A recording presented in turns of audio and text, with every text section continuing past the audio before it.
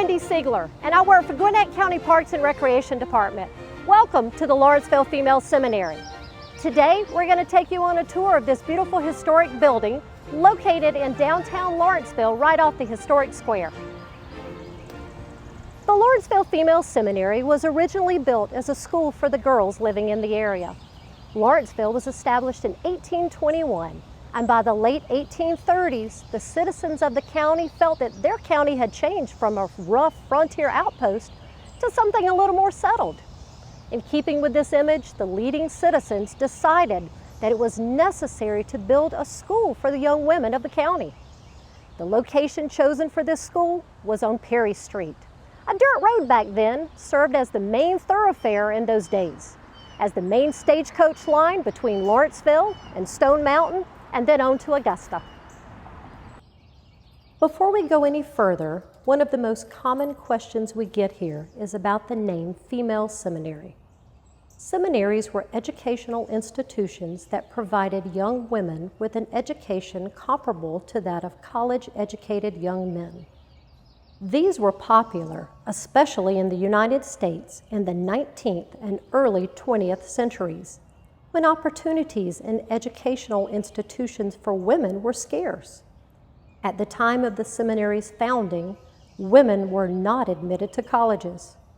Although schools for girls existed, often their curriculum was limited to such female arts as conversational French and embroidery.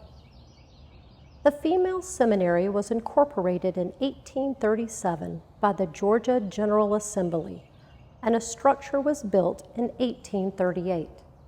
It was a single story and contained 3 rooms. Little else is known. The structure you see here today is actually the second structure on this site. The original structure was destroyed in a fire between October 1850 and July 1851. The trustees entered debate as to how to rebuild the seminary, originally starting with the discussion of building a structure of wood 1 story high and of the original size with 3 rooms. After later consideration, they settled on allowing the Lawrenceville Masonic Lodge to build a lodge room on the new building above the proposed, resulting in the 2-story brick building you see today. The lodge agreed to pay all the increased cost of building. The girls were instructed on the bottom floor of the new Greek Revival building, and the Masons held meetings in the top, acting as the caretakers of the seminary building. The girls who attended the female seminary came from surrounding farms or were daughters of merchants, attorneys, and doctors from surrounding towns. It served as an alternative for girls who were typically educated at home. In the beginning, the girls paid $12 a year for instruction in spelling, reading, writing, and common arithmetic, $20 a year for English grammar, geography, history, moral philosophy, and rhetoric, $30 a year for Latin, Greek, algebra, and geometry, or for natural philosophy, chemistry, and astronomy. In addition to the initial fee, parents were required to supply wood used to heat the schoolroom during the cold winter months. Miss Martha Wells served as the school's first teacher as well as the first principal. However, as was typical in this period of history, the teachers were overwhelmingly male in number at the female seminary. Teachers were frequently changed and only signed to an annual contract. This led to recruitment for new teachers being posted in the local newspaper. The principal's office was located on the 2nd floor, and he or she would step out of the office each day and tug on the bell rope, signaling the girls to school. Around 1856, boys were admitted to the school, but they had to be under 10 years of age and had to stay at school an hour after the girls left. the rules for allowing boys changed back and forth, first allowing them and then excluding them throughout the life of the school. One interesting example of this occurred during the 1862 school year. Males were permitted to attend regardless of age, as the Lawrenceville Male Academy had not yet acquired a teacher for the school year, and the seminary was expected to have less female scholars that year. In the school's meeting minutes, the reason was listed as being due to the distracted and deranged condition of our country due to the ongoing Civil War. Following the Civil War, a Gwinnett County school commissioner was appointed to office in 1871 and started the process of making a public school system in Gwinnett. The expansion of the public school system soon led to a decline in private schools within the county. The building's function as a school ceased in 1888. The seminary building was then used over the next half-century as a civic center for the community, frequently housing Kiwanis and Lions Club meetings and dinners, as well as meetings for various garden clubs and historical organizations. At one time, a music studio utilized the former classroom space. Continuing as a civic center, in 1938, a playground was built next door. Local citizens remember a tennis court and a ball field were in the area as well. In 1971, the Lawrenceville Female Seminary was facing demolition. Local citizens, spearheaded by Miss Annette Williams Tucker, worked to have the Lawrenceville Female Seminary building listed on the National Register of Historic Places and save the building from being torn down. Shortly after this, in 1972, the Gwinnett County Board of Commissioners purchased the building from the Lawrenceville Masonic Lodge, number 131. The Gwinnett Historical Restoration and Preservation Board was appointed in January of 1973. Their first project was the preservation and restoration of the Lawrenceville Female Seminary building, with the goal being to restore the building as nearly as possible to its original state. The restoration work lasted about 30 weeks.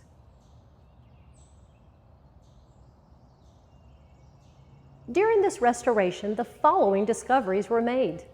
The building was constructed of brick with walls 12 inches thick. Green paint was removed here in the classroom to reveal an old slate board. A slate board was used to teach lessons on, similar to how a dry erase board is used today. The original pine floors were preserved and remain mostly intact throughout the building. A foreman noted that the lumber for the building was hand-dressed, meaning it was sawed with up and down strokes rather than with the modern circular saws of today. Plastered walls, shed of years of paint, revealed penciled inscriptions of names, dates, and memories of long ago. One of these inscriptions has been preserved and can be found on the second floor foyer, showing a name and the date of 1862. The roof was repaired and a steeple was constructed to house the original bell. After the reconstruction, the building was reopened in 1974. The first floor serves as an educational area for programs and field trips and as a rental space, and the second floor houses the Gwinnett History Museum. The Gwinnett History Museum houses artifacts ranging from early 1800s books, textiles, turn-of-the-century farm equipment, and even includes 1980s computers.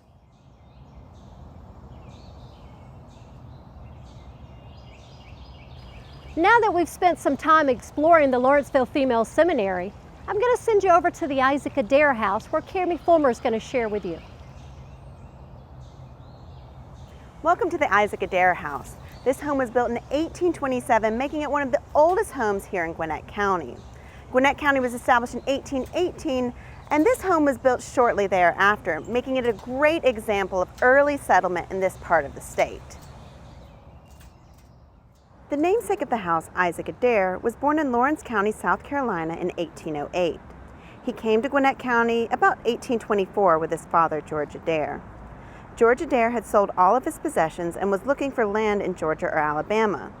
Upon arriving near Lawrenceville, George was so taken with the land that he purchased a tract and then returned with Isaac to South Carolina to collect the rest of his family and move to Georgia. In short order, Isaac married his South Carolina sweetheart, purchased a tract of land in Gwinnett County, and established his new Georgia homestead. Because of Isaac Adair's relatively young age, he would have been about 19 years old in 1827, it seems likely that his father, George, may have helped him with purchasing land. He also may have helped his son build or pay for this new house. For its time and place, Isaac's house was unusually large and finely built. Most of the other early homes in Gwinnett County were simpler plantation plain homes. Isaac's house more closely resembled the houses found in South Carolina, where the Adair family had resided previously. Through its association with the Adair family, the house helps document patterns of migration west that characterized the region during the 1800s.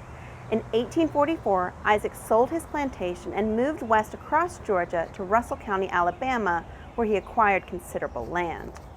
Continuing his westward push, in 1857 he moved west again to Arkansas, where he lived for nearly a decade before moving to Texas during the Civil War. During his first year in Texas, Isaac's wife died, his health failed, emancipation freed his slaves, and he lost all of his property. In April 1866, with the help of a former slave, he attempted to return to Georgia to visit his sister, but died on the way near the end of his journey in Atlanta. This pattern of continually moving to new land was common for many of Gwinnett's early settlers. In 1983, the property containing the Isaac Adair House was purchased for commercial development. The house itself had not been lived in for many years, and virtually all of the outbuildings formerly associated with the house, including the detached kitchen and 3 former slave houses, had been torn down. The log commissary, however, still stood. On September 14, 1984, Marvin and Phyllis Hughes purchased the Isaac Adair House from the land developer to save it from demolition. Because of the large size and wood construction of the house, it was decided to dismantle the home and move it in pieces rather than move it intact. Prior to being dismantled and moved, the house was thoroughly photographed inside and out, and virtually every piece of the house was numbered and mapped. Then, over a period of several months, the house was carefully dismantled and the numbered pieces were moved to a new location. During the dismantling, the house was studied for clues about its construction and any additions or alterations that might have been made to it. This process revealed information about the size and shape of the original front porch. The whole process took about 5 months, and the historic house was moved to their property on Chandler Road. During the next decade, the Hugheses reassembled and restored the house. In 2008, the land the house was residing on was purchased by Gwinnett County as a result of the Sugarloaf Park Extension project. To save the house, it was moved 3 miles to its now current location beside the Lawrenceville Female Seminary. This move only took 7 hours as the house was placed on a truck and had hundreds of people assisting the move. Standing at 37 feet high, power lines had to be lowered and moved to make sure the house had a safe journey, and entire roadways were closed for portions of the day. One of the unique features inside the home are the doors. These doors were created using mortise and tenon joints, and decorative wood graining was added to the exterior. This wood grain technique was used to make more common woods look like more expensive or exotic woods like mahogany or walnut. Another interesting trait of the home is the closet area located upstairs. Closets were not common during this time, as clothes and linens were often stored in wardrobes or wooden chests. The only surviving historic outbuilding that resided on the original Isaac Adair plantation is the commissary. The commissary was used to store dry goods for the plantation and was made from tongue and groove construction.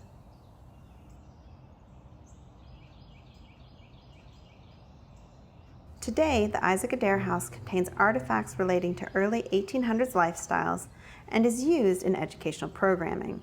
The house is also used as a rental venue for life events such as weddings and baby showers.